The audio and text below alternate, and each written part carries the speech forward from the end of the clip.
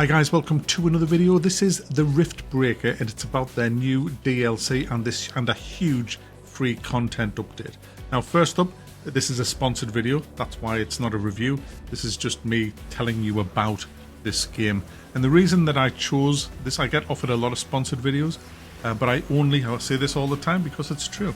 I only take sponsored videos on games or products that I actually like and would recommend. The Rift Breaker, I gave it Game of the Year in 2021. I also reviewed the Metal Update, which came out, I think it was last year. Again, I love the game. I've got over 100 hours in it. There's no underhand shilling going on. It's a genuine game that I really enjoy. Now, unfortunately, I haven't been able to play it very much over the last year and a half. You just get so busy with, doing all the reviews and videos that it's a game that I am totally out of practice with. In fact, when I started playing it again just about 4 days ago, there was so much new stuff in it that I've never seen before or totally forgot about. So I had to kind of get back to grips just on how to actually play the game again. On top of that, everything pretty much has been tweaked or twiddled, and tons of new free content has been added to the game, which I'll talk a little bit about in a second. And also on top of that, we have the new DLC, The Heart of the Swamp, which comes as a whole new biome with it carries on the single player campaign. Now I should mention something here. This game is going to be getting co-op. The developers are working hard on co-op. It isn't out in this DLC, by the way. It's not in the game at the moment, but it is coming and I can't wait for that. But anyway, let's get back to what you get here. So if you already have the Rift Breaker, today you're going to get a massive free update. Now, you'll get the Fungal Swamp biome. You'll get 2 new survival mode scenarios that take place in the new biome. There's the Fungal Forest map and the Fungal Swamp. And the thing about these maps, especially the Swamp, is you are very limited with space. Normally in the Rift Breaker you do have a generous amount of space to build your base on, but no, not in this one. This one is brutal. It's brutal. There's a lot of water around and just tiny little areas that you build your base on, so you have to spread your base out a bit. You have to use pipelines to get stuff into your base, to get the resources going. It really makes you think a lot more outside of the box to get things done that you would normally take for granted for when you're playing the Rift Breaker. It has new specialized buildings, new defense towers, and some of these defense towers you can actually place on water and they're bloody devastating. And it also has a Pugrit creature that's a little neutrally friendly creature. You can feed him. I never got around to doing that, but you can feed him for gameplay rewards. I actually captured one and kept him in my base against its will. And I think he got killed in one of the big onslaughts from the enemy. Honestly, the onslaughts of the enemy, which I'll come to in a second, are absolutely insane in this game. The new enemies are brutal.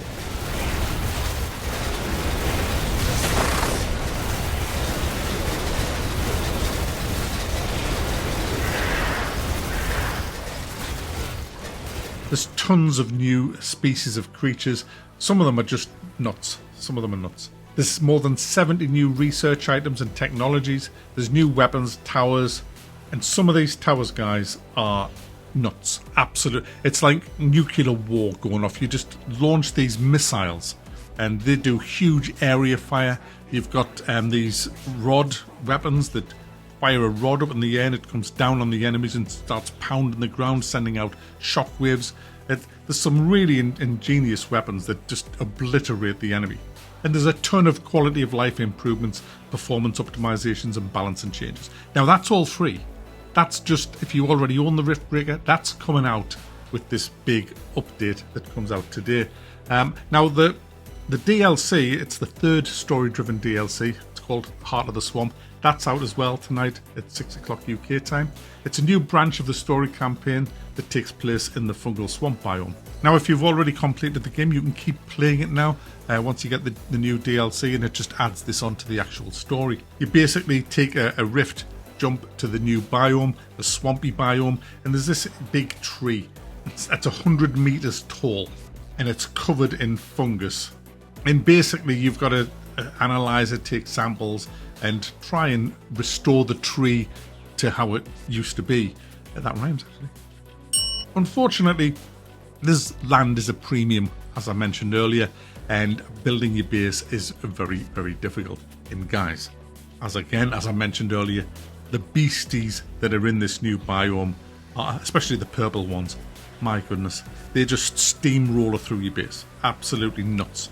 You really have to adapt your base building to survive in this biome, and you've got to heavily defend it as well. But thankfully, the new weapons, which I'm going to talk about now, will help you do that.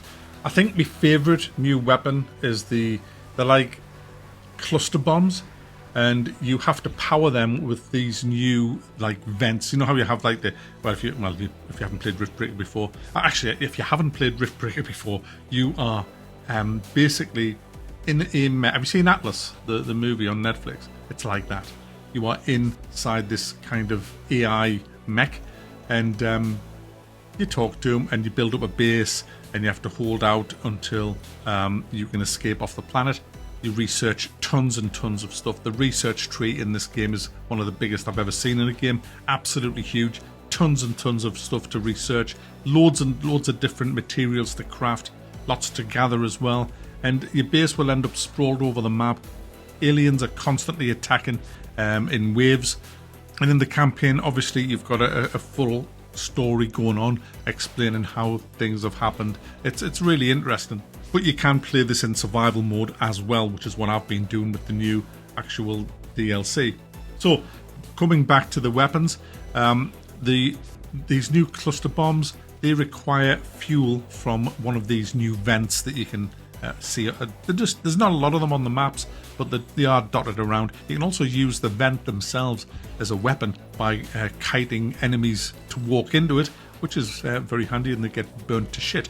But that's not what it's for. It's there to bring fuel into your base. So you use a pipeline, you pipe this fuel into your base. If you're lucky enough to be able to build your base near one of these, or actually have one of these on a bit of land big enough to have it in your base, then that's even better, because that means that the aliens aren't going to be able to disrupt your flow of cluster bombs by taking out your pipeline. Now, I wasn't that lucky, so I had to set up two bases on the survival map that I had. I had one base on the north, which was heavily defended because that was where my power source was, and I had some cluster bombs in there, but I also had cluster bombs in my main base, and I ran a pipeline, and it was quite a long way into my main base.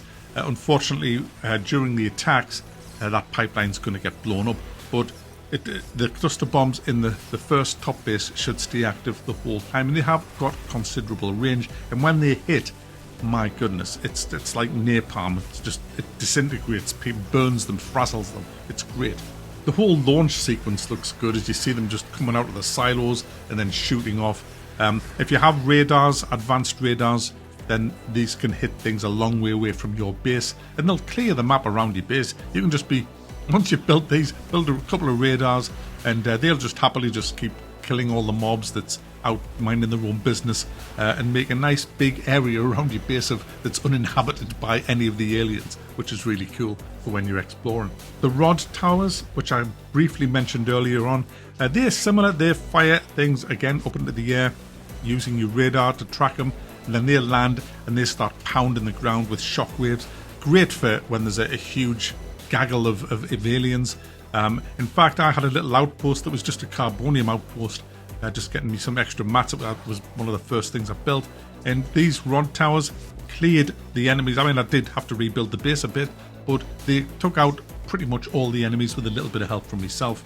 Now, I'm going to confess I got my arse handed to me in survival and on the story DLC, because I'm out of practice with this and didn't really know what to build. It took me quite a while to learn what these were resistant to and what was effective against them. But luckily, I was able to turn down certain aspects of the game in survival mode, which is a great feature of the Riftbreaker. So you can decide how much damage the enemy do, how many resources is on the map, how long before they first attack your base, and how often they attack your base, the time in between each attack. It's default at 7 minutes, I put it to 16.